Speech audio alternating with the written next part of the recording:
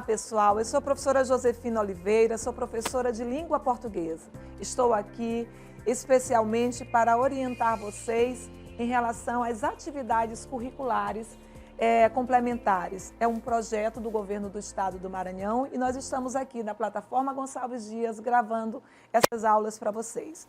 É um prazer muito grande estar aqui com vocês e hoje nós vamos iniciar nosso trabalho com gêneros textuais. Nós sabemos que é um dos conteúdos mais importantes para nós, né? Quer seja para provas normais ou até mesmo com a preocupação do Enem.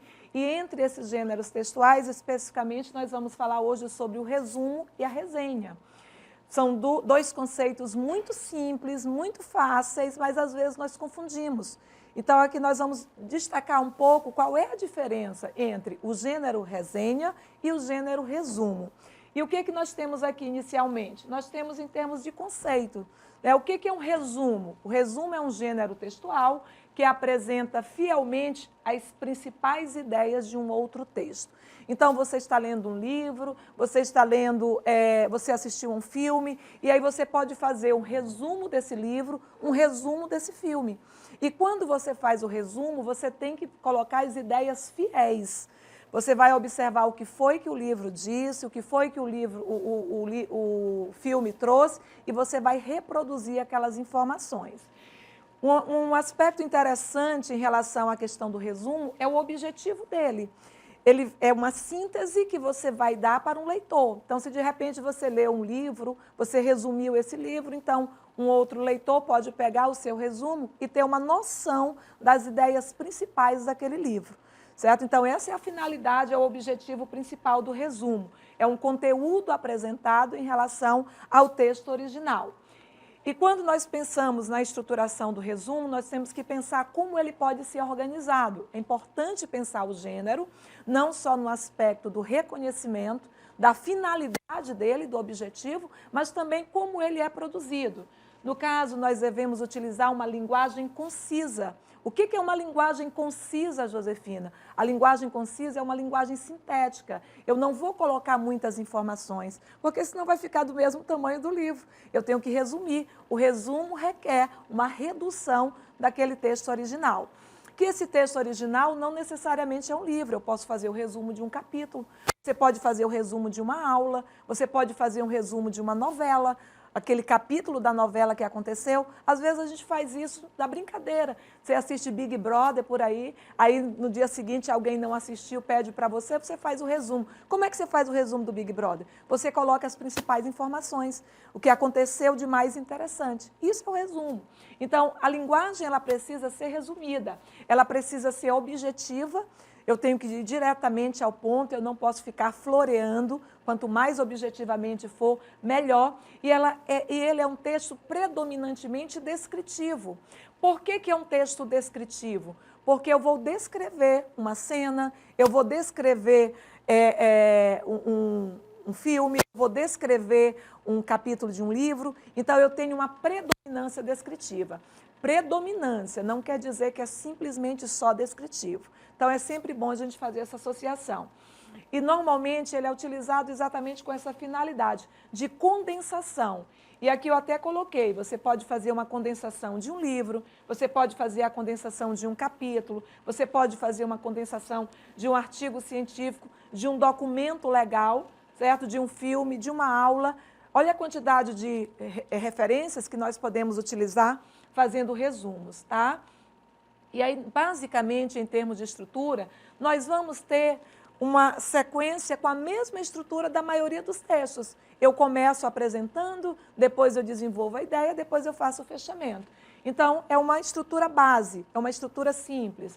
Normalmente começa pela introdução, em que você faz a apresentação do que está sendo resumido. Se for um livro, por exemplo, você vai apresentar o livro para o leitor.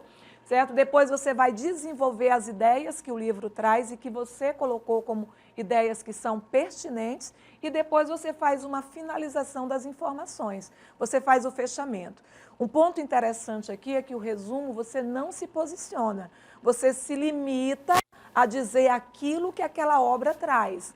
Você se limita às ideias apresentadas na obra. Não é para você fazer inferências, você fazer julgamentos. O detalhe do resumo, uma das principais características do resumo é exatamente a impessoalidade. O que significa essa impessoalidade? Eu não me posiciono. Eu utilizo uma linguagem objetiva, direta, somente para informar sobre aquela obra. E aqui na sequência nós temos um resumo, um rápido resumo, da obra 1984, de Orwell. É uma das obras mais famosas que nós temos, é uma distopia, essa obra, e basicamente ela vai fazer uma associação aí do julgamento das relações sociais. Então, como foi feito aqui esse resumo, rápido aqui, né? Em 1984, o mundo vive uma distopia que evidencia uma guerra constante entre três nações. Josefina, eu não sei o que é distopia. A distopia, ela tem a ver com o mundo imaginário, que traz situações de opressão, situações de violência. Então, 1984 é uma distopia. Como, por exemplo, Fahrenheit, não sei se vocês assistiram ao filme, mas se não assistiram, é uma boa referência para vocês, também traz uma distopia. Então, a distopia é exatamente o mundo distópico, é o mundo imaginário dentro de um processo de opressão, dentro de um processo de violência e tudo mais.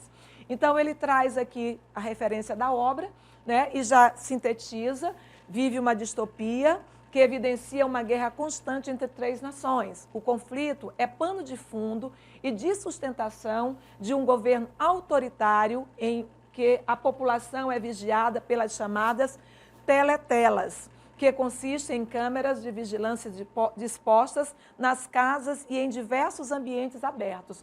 Olha como esse primeiro parágrafo, ele está só fazendo um apanhado da obra, certo? Você nunca leu 1984, você já tem uma ideia do que é, só por esse primeiro parágrafo. Isso é o resumo, certo? Aí ele continua. Tudo isso é permeado por um ambiente de constante tensão, né? Cercado pela figura de o grande irmão, Big Brother. Por isso que o nome do programa é Big Brother.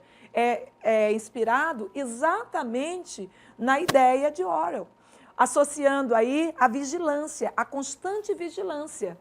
Né? A ideia estaria associada aí no sentido de que o grande irmão está olhando você, está vendo o que você faz, o que você diz, o que você deixa de fazer, certo? Então, por isso a origem do termo Big Brother, que é o que vocês estão acompanhando aí pela Rede Globo. Então, e amparado pelos lemas, guerra é paz, né? Liberdade é escravidão e ignorância é força. Então, ele traz algumas referências do próprio livro, alguns termos do próprio livro. E é nesse ambiente que Winston Smith, um integrante do partido, começa a questionar o ambiente em que vive e se envolve de maneira amorosa com uma insurgente do sistema totalitário vigente. Olha aí, ó, nós vamos ter uma relação amorosa nessa situação.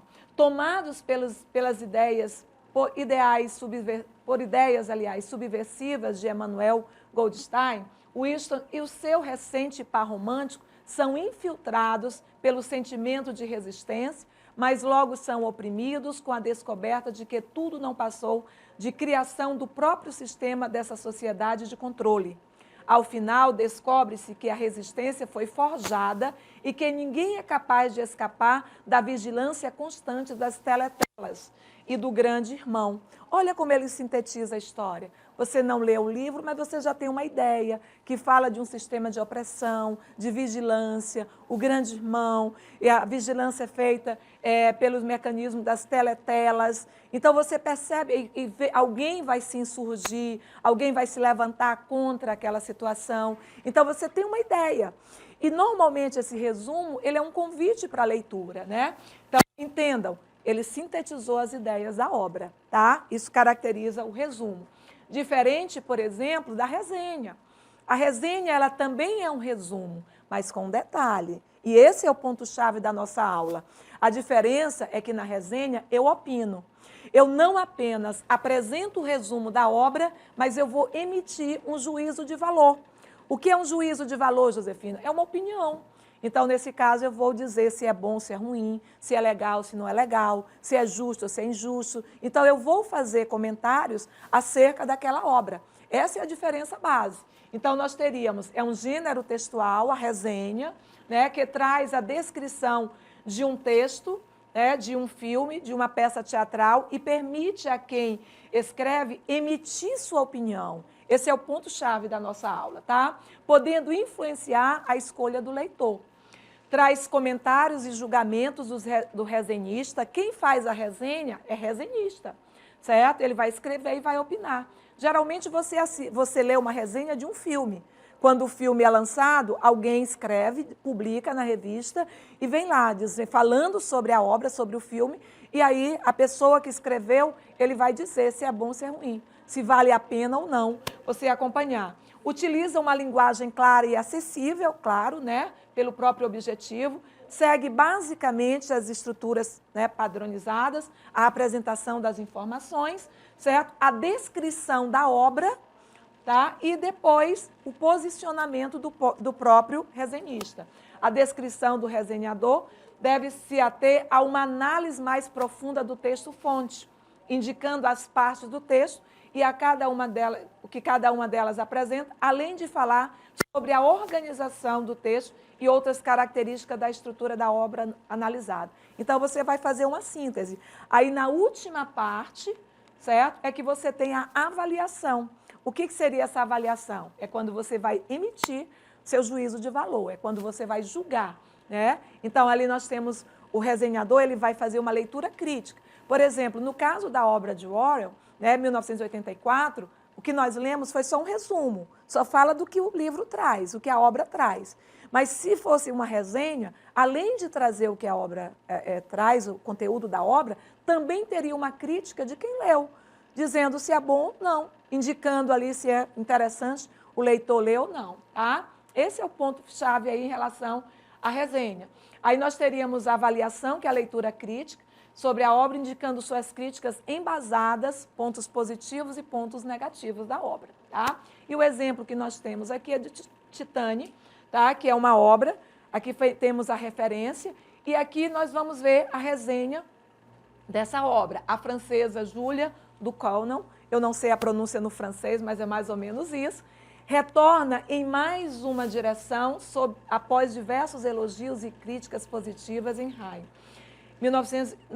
2016. Agora, a obra do momento é Titane, lançada em junho de 2021. Titane é um thriller de suspense e horror sobre uma personagem, Alexia, que sofreu um acidente de carro na infância e precisou colocar uma placa de titânio na cabeça. Após essa breve introdução, o filme, né, faz um salto temporal com a personagem já adulta, mas que desenvolveu uma curiosa paixão por carros e por um certo desprezo pelas pessoas. Vejam que nesse primeiro parágrafo foi só descrevendo o filme, só descrevendo a obra. Não tivemos aqui nenhuma avaliação crítica sobre, né? Após uma série de assassinatos cometidos por Alexia, ela se disfarça e se encontra com um pai que procurava o filho desaparecido por mais de 10 anos. Assim, o pai acolhe Alexia como sua filha e lhe oferece amor no lugar da violência e desprezo que a protagonista havia desenvolvido ao longo de sua vida. A obra de Julia Ducournau apresenta, além de um enredo cheio de personagens complexas, uma estética neon e uma trilha sonora que faz uma mescla de gêneros musicais que vão desde rock à tranquilidade dos blues, né? As escolhas renderam à diretora uma série de prêmios e avaliações positivas pelo enredo e pela composição técnica da obra. Vejam que até então ele só está sintetizando, resumindo, certo? Fazendo um apanhado do que caracteriza a obra. Agora que ele traz os aspectos avaliativos. Walter Benjamin, em seus estudos sobre a arte na contemporaneidade, adiantou que uma arte que apenas representa coisas, principalmente o belo de Platão, não se enquadra mais no conceito de arte. Para o filósofo, a arte hoje precisa incomodar o seu espectador. Titane é a arte contemporânea nos moldes atribuídos por Benjamin. Olha como agora ele já traz juízo de valor. Por isso que é a resenha, porque agora não se limitou só a dizer a obra, falar da obra, mas agora está emitindo um juízo de valor. Tudo incomoda na obra de Júlia do Cão. Seja as cenas de violência com ares de Tarantino, né? Fazendo a referência aí a um outro grande diretor, ou o humor aparentemente desconexo da personagem em suas repentinas ofensivas no início da obra. Tá? Por falar na personagem, é nela que reside o maior estranhamento e incômodo. Alexia gera náusea e angústia naqueles que a assistem. A diretora expõe o lado mais podre da condição humana e, ainda assim, demonstra que é possível transformar violência em amor. Olha como ele traz aí o parecer dele e traz os aspectos negativos e positivos da obra, certo? Então, isso caracteriza a resenha. O que é importante nós sabermos? Essa diferença, tanto o resumo quanto a resenha, sintetizam uma obra, sintetizam algo, né?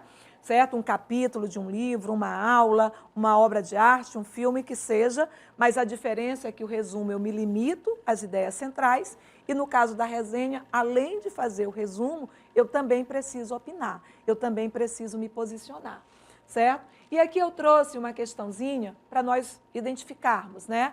Dentro de uma referência do que seria a resenha, do que seria o resumo.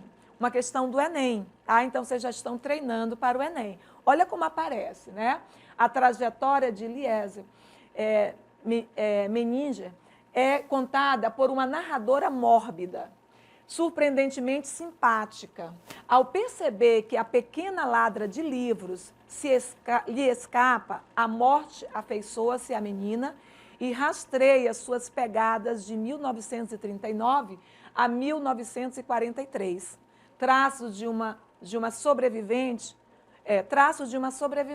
a mãe comunista, perseguida pelo nazismo, envia Liesel e o irmão para um subúrbio pobre em uma cidade alemã, onde um casal se dispõe a adotá-los por dinheiro. O garoto morre no trajeto e é enterrado por um coveiro que deixa cair um livro na neve. E é o primeiro de uma série que a menina vai surrupiar ao longo dos anos. O único vínculo com a família é esta obra, que ela ainda não sabe ler. A vida ao redor é uma pseudo-realidade criada em torno do culto a Hitler na Segunda Guerra. Ela assiste à eufórica celebração do aniversário do ferro, pela vizinhança. A morte perplexa diante da violência humana dá um tom leve e divertido à narrativa deste duro confronto entre a infância perdida e a crueldade do mundo adulto. Um sucesso absoluto e raro de crítica e público. O que nós temos aqui? Uma síntese de uma obra, certo? Observando principalmente aí um posicionamento, um juízo de valor. Porque no final ele julga, no final ele diz, né? Ele faz a referência.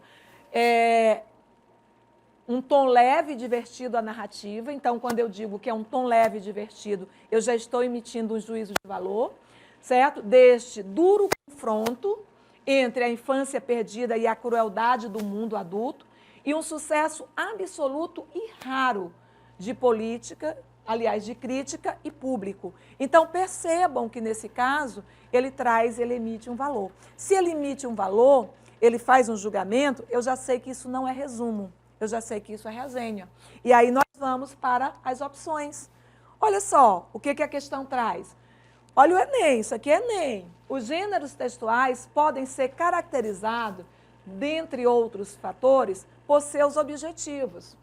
Esse fragmento é um ou uma reportagem, pois busca convencer o interlocutor da tese defendida ao longo do texto.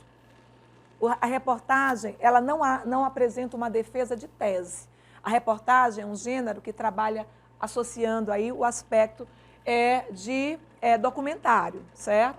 De notícias, só que mais aprofundada. É um resumo? Está fora, então, a letra A. Pois promove o contato rápido do leitor com uma informação desconhecida. É um resumo? Não. Porque eu não estou trabalhando só com a síntese, eu estou trabalhando também com a opinião. Então, nesse caso, não caracteriza o resumo. É uma sinopse, pois sintetiza as informações relevantes de uma obra de modo impessoal.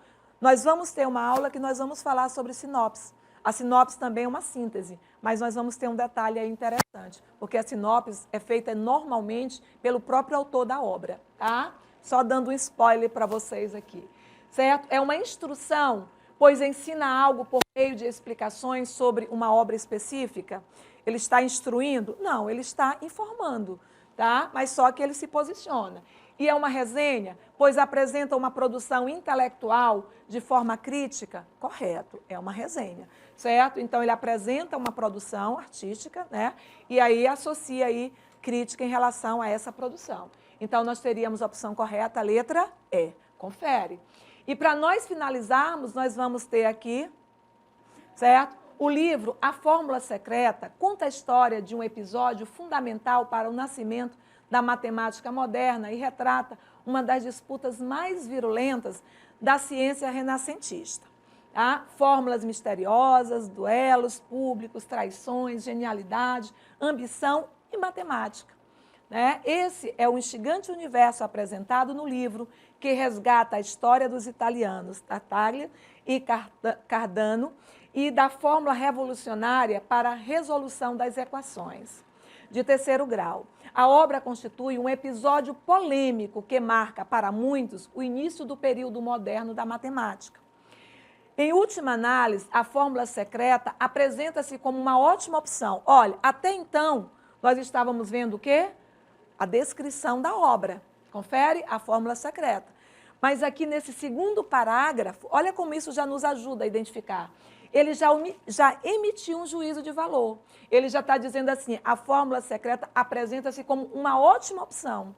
Na hora que ele diz é uma ótima opção para conhecer um pouco mais sobre a história da matemática e acompanhar um dos debates científicos mais inflamados no século XVI, então eu já tenho um juízo de valor. Eu já sei que isso aqui se caracteriza como resenha. Tá? No campo, inflamados no século XVI, no campo, né? Mais do que isso, é uma obra de fácil leitura e uma boa mostra de que é possível abordar temas como álgebra de forma interessante, inteligente e acessível ao grande público, certo? Então, percebam que nesse caso aí nós temos a emissão de valor. Se nós temos a emissão de valor, já fica fácil você responder. Né, que ele pede aqui na construção textual, o autor realiza escolhas para cumprir determinados objetivos. Nesse sentido, a função social desse texto é interpretar a obra? Não. Apresentar o resumo? Não, ele não está resumindo, né? Certo? Faz apreciação de uma obra a partir de uma síntese crítica? Perfeito, exatamente essa. Informar o leitor sobre a veracidade dos fatos? Não. Classificar a obra como uma referência para os estudiosos de matemática? Não. Ele está apreciando a obra e fazendo um comentário crítico sobre ela. Nós vamos ficar por aqui na nossa aula de hoje, certo?